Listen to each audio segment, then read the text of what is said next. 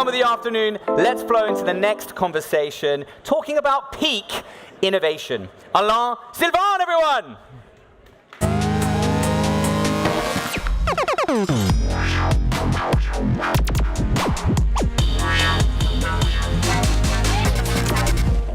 Hello, what's up? How is everybody? You good? That was sad. That was very sad. How are you today? Everyone good? All right, I want to start by talking about the Beatles. Okay, you ready for a hot take? The Beatles. People worship the Beatles. They're sort of viewed undoubtedly as the most influential, creative force that's ever existed. They're on the list of all the top music bands that you'll ever see around the world. Ringo and Paul McCartney are knighted by the Queen. There are toys that are named after the Beatles. You can get like Lego sets. The Beatles have like Cirque du Soleil shows in Las Vegas. People tattoo the Beatles on their body. The Beatles are like a cult, and all you have to do is think about the impact. The impact of the Beatles, not only on rock and roll, but on all of Western culture, is simply incalculable.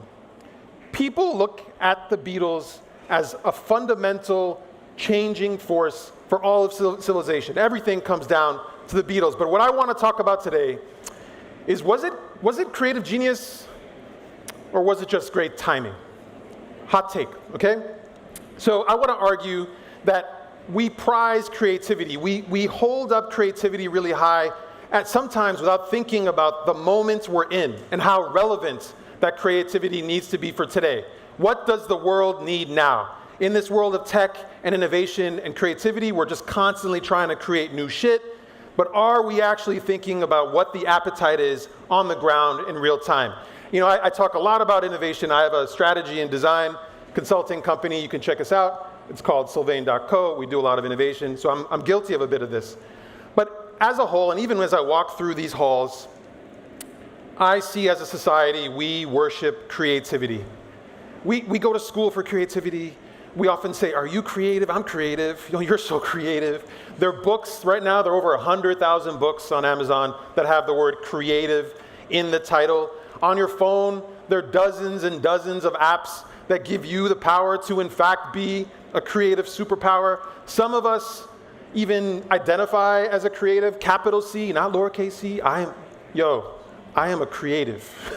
I always laugh when I hear that. People take creativity really seriously, and we celebrate creativity as a culture. We do award shows like Cannes. You're so creative. No, you're so creative. Creativity is a weird sort of cult, so much so that we even forgive so-called creative genius. That some of the most creative people in the world, you will kind of turn a blind eye to some of the greatest, damages to society that you'll ever see. Creativity is heralded. In the US, 95% of US teachers believe creativity is a valuable skill for students' futures. 65% of CEOs say creativity skills were very important, ahead of emotional intelligence and digital skills. Ahead of emotional intelligence? I mean, creativity is important. I agree. It is very important. The World Economic Forum ranks creativity among the top 3 most valuable skills to have. Creativity is a fetish in our business culture. We talk about it, we hold it up, and really in the world of business, we think about it often through this word called innovation. You know, if you look at all the talks today or tomorrow, you'll see the word innovation bandied about, and certainly if you walk through these halls, everyone sort of has a promise to what makes what they do is innovative. And we talk about NFTs and blockchain and Web3 and so on as like next level, and we are curious about it as a society because we hold up creativity so high, and we invest in creativity. $2.5 trillion in global R&D are spent in trying to create new shit. We have an obsession with novelty, and if you look at the amount of patents that are created, it's thousands and millions of patents. Just think about it. In 2021, what is that? It's like over 3 million patents. Okay, 3 million people in 1 year were like, yo, I think I have something new to say. I think this is the most creative thing, and I need to put it down, and I need to claim it. we as a society are constantly running towards new, constantly running towards creative. And some of the most influential companies in the world, in fact, believe that their companies are rooted in creativity and rooted in innovation. And certainly Bob Iger and Disney believes that. But my question to you, have we seen a return on all this creativity, so-called creativity? All these apps, all these titles, all these books, all these innovations, all these venture capital leaps, all these patents. Have we as a society really seen a return on creativity? And I want to pull that back out into culture in general. If you look at culture in general, if you look at fashion, for example, you'll see there's like a constant cycle of things coming back. That you might even say that everything is derivative, that all the fashions from the 90s are kind of hot today. Or go to the movies. Go to the movies this week or next week. Virtually every hit movie that you'll see is some kind of reincarnation or sequel or remake of something made before. In this culture where we're constantly creating shit, where we're saying creativity is the most important thing, are we actually creating new things? Definitely in the world of innovation, definitely in the world of business and technology, there's definitely a performative nature when it comes to innovation. There's definitely, we were just talking about fake it until you make it. There's definitely this idea that like, yeah, I'm working on the next thing, it's built on X, it's built on Y. And think about some of the greatest innovations that we've seen. The iPhone was seismic. It was a seismic creative innovation. And they announce new iPhones every year or two, and they're supposed to be new and amazing. But really, look at it through the lens of creativity and innovation. Would you say that there has been any significant creative or innovative leap when it came to the iPhone over the last 15 years? Innovation and creativity are easily bandied about. And certainly in the tech and science space, people talk about this all the time. And there have been studies that have been done that are all about how the rate of disruptive tech and science is actually slowing. It's actually slowing. We're not actually creating as much as we think. We talk about it all the time. There are MBAs about creativity, they're design thinking, but we're actually not making new stuff. And actually, Silicon Valley is guilty for a lot of this because they've created this delusion, this overhyped fantasy that like, that's how you make it, is you make a promise about innovation, you make a promise about the future. But if you look at the top unicorns, only 6 of them, of the 73 unicorns, only 6 are profitable. Only 6 are profitable. Just think about that for a second. Have we really gotten a return on all this creativity? Creativity alone doesn't guarantee success. I'm here to argue that actually timing does. That actually it's about when you deploy that creativity. The creativity alone is a sort of, lonely masturbatory exercise. But thinking about what people want, what culture needs, where technology is and how it should evolve, that's a gift. Creativity to me is a given. But understanding timing is a whole different thing, and it's in our DNA actually. As a human species, everything we do is about timing. Everything we do, everything how we view the world, how our biology works, is actually related to timing from the very, very beginning.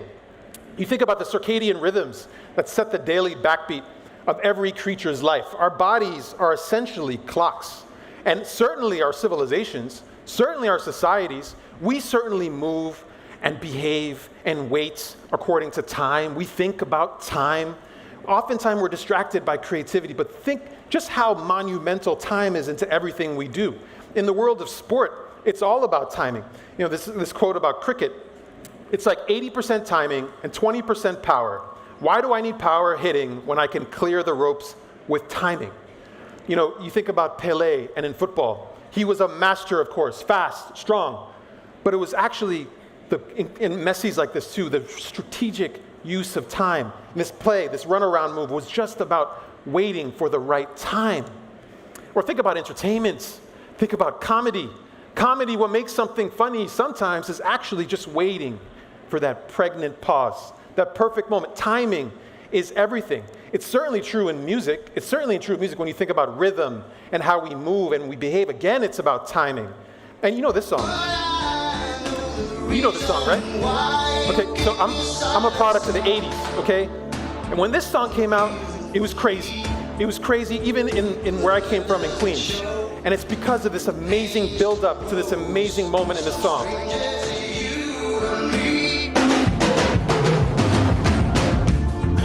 know this. You've heard this. That moment is a perfect example of our relationship to time, okay? We are obsessed with timing. Our bodies respond to timing. The instrumentation of that song is crazy. Quick side note, you should check out this YouTube video. It's hilarious. These two cats hear that song for the first time, and they're like, what? I love the guy on the left. It's fantastic. So my argument for you today, the Next Web Amsterdam, my argument for you today is timing is more important than creativity. That actually, we need creativity, of course, but understanding time is everything. And I'm going to go back to my hot take about the Beatles.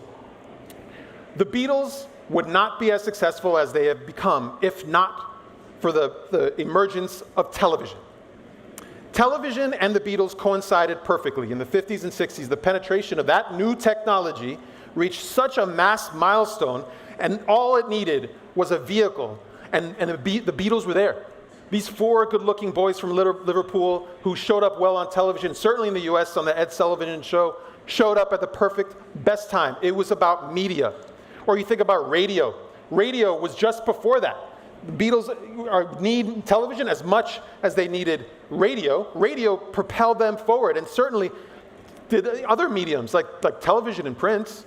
The world at that point, not only technology, but the world at that point was in the middle of globalization, coming out of World War II. There was a new kind of mass culture that was emerging. Pop culture came at that time. And these four young dudes showed up like, hey, what? Yeah, we're here for that. And think about on an individual level. Young people around the world, in the UK and the US, were beginning to assert a new sense of independence. They wanted to break away from their parents. And the Beatles reflected that. They reflected this new progressive spirit where Dr. Martin Luther King's speech, the emergence of the birth control pill, all these things happen at the same time. And the Beatles, again, perfectly positioned to be a counterculture reflection and actually igniting this thing that we call Beatlemania. But what's worse than all that, a better example to me of how they hit the perfect time was actually about the music that they made. The music that they made was actually Black American music. Rock and roll and soul and R&B was an invention of Black America, and the Beatles unapologetically said that they were going to bring Black music to the masses. They played the same music. So just think about that. That invention, that patent, so to speak, had existed for 20 years before, but it took the Beatles to make it mass. And so I ask, where's the creativity in that? Where's the creativity in that? Is it this here? Or why has it been co-opted? Why has it been co-opted by these four cats from Liverpool? When you look at their discography, you look at many songs were actually made by Black American artists for decades before. And I'll prove it to you. Go, Johnny, go, go. Right? You know this, right? Go, Johnny, go, go. I mean, go, Johnny, go, go. Come on. What more do you need to hear from me? Johnny, go. It's the Beatles maximized the time, and they achieved what I call peak innovation. The ideal, prime moment to launch a new, innovative, creative idea. Creativity is important, innovation is important, but it's about when. And it's about understanding what people want.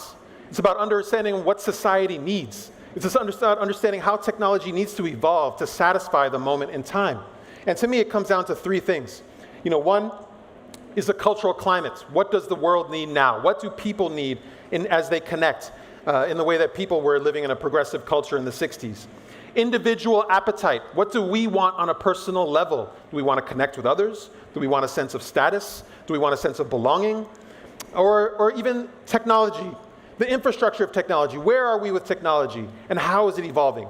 Those three things, to me, create peak innovation. And I'll give you a couple of examples.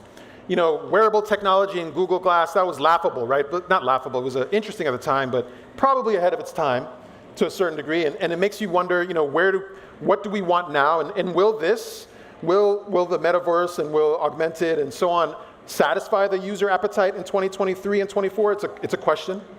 Wearable technology like the Apple Watch or the Pebble existed for many years before the launch of the Apple Watch. This is not the only example. You can go back way in history. The elevator was actually laughed at when it first came out in the 1800s. It seemed ridiculous, and people were unsure. Or you think about e-commerce. people laughed at it. People balked at it. E-commerce, many companies failed because they emerged before people were ready to put down a credit card, before they were ready to shop online. You think, this idea of pleather, vegan leather, it's the same concept, okay? If you're rocking Avasia, you know what I'm saying. Like, we call it vegan leather today, and it's acceptable and it's interesting, but pleather was deemed as wrong and maybe awkward 10 or 15 years ago. It's the same invention, it's the same technology. And with COVID, so many new things popped up. So many new sort of needs and cultural trends and technology moments popped up. Crocs. I don't know about you. Crocs were huge in the 2000s, and then they disappeared and laughed. But Crocs have come back with a fury, the fury of Crocs. People are wearing Crocs like crazy, somehow tied to the pandemic maybe. QR codes were laughable, but they found a new time, a new moment. Peloton, which I don't know if you have that here, but this idea of at-home exercise, huge. Clubhouse was supposed to change the world. No one's talking about, I did this conference a couple of years ago, people talked about Clubhouse. No one's talking about Clubhouse. It makes you think about generative AI, which by the way is like the rage in this conference, right? Like, has society met the need for this? Does culture really want this? Are people ready for this? I know it's interesting as a technology, as a creation. I know, as a technology and as an invention, it's fascinating. But as a valuable contribution to society, is the world ready for it, or interested, or wanting it? Are we talking about that enough? When 42% of startup success can be attributed to timing, that's from Bill Gross's TED Talk. 28% of startup success can be attributed to the idea. Timing is more important than the idea. This is true in science. There's this concept called the prematurity thesis, that sometimes there are discoveries that are just way ahead of their time. So in conclusion, to me, timing is more important than creativity. How do we achieve peak innovation? It's through the cultural climate, understanding the moment we're in as a whole, as a collective. What do we see? What do we want? Where are we as a society? Where are we going? The individual appetite, what do we want on a personal level, on a visceral, primal, evolutionary level? What are we needing? And then 3, innovation or infrastructure. Where are we in the evolution of a technology? And can we truly meet it properly? Time is an illusion. Timing is an art. My name is Alain. Thank you so much for your time. Enjoy the conference. Très bien, Alain. Thank you so much. Alain Sylvain, everyone. Amazing.